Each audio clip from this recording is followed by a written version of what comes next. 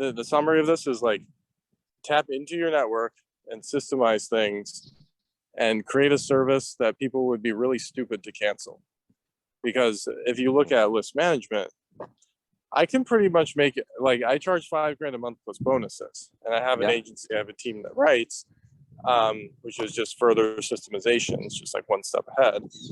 But the reason that I can do that is just because I know the numbers. I know that $5,000 a month, they're going to be profitable at that point, as long as I'm not working with somebody who primarily does affiliate marketing, and I'm working with,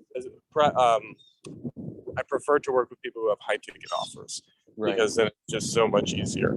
So, yeah.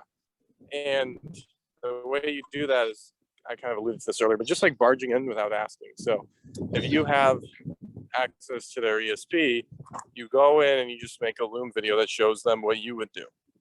And you explain it to them.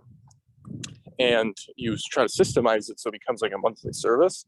And you just show them all the benefit and everything you're leaving on the table. And they'll watch that and they'll be like, wow, so he's gonna make us more money and it's gonna be more hands off. Like, why would I not do that?